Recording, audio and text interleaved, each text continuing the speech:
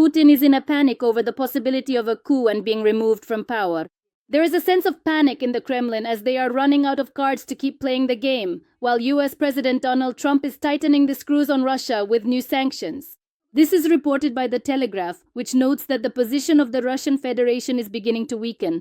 The fact that paranoia has intensified in the Kremlin is also evidenced by the recent accusation by Russia's FSB against Mikhail Khodorkovsky, who now lives in London, and 22 members of the Russian anti-war committee, alleging that they were preparing a coup d'etat.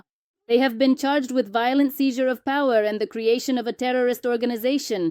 The grounds for these accusations were the declaration adopted in 2023 in Berlin by the Russian Anti-War Committee, as well as the creation of a platform for Russian democratic forces at the Parliamentary Assembly of the Council of Europe.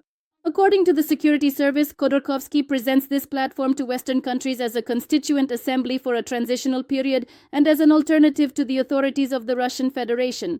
Experts describe such actions as a manifestation of Putin's new sense of vulnerability. Former US Ambassador to Ukraine John Herbst noted, "The Kremlin is paranoid. Putin is looking for enemies to strengthen his regime." According to the expert, Putin is being overly cautious. He says that the FSB's accusations indicate the Kremlin's fear regarding the transfer of power. After all, in the event of Putin's death, there is no obvious successor.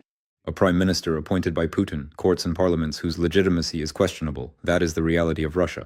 Experts also note that the international legitimacy of the Russian opposition could become a key factor in the event of a sudden change of power.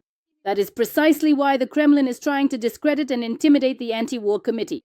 Since coming to power, Putin has systematically eliminated those who oppose him, writes The Telegraph, recalling Yevgeny Prigozhin, who tried to march on Moscow by force.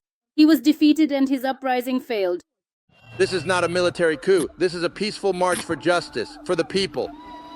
Putin is also afraid of his own generals, according to opposition figure Mikhail Khodorkovsky. The war has been going on for 3.5 years, yet the names of the so-called heroes are kept quiet.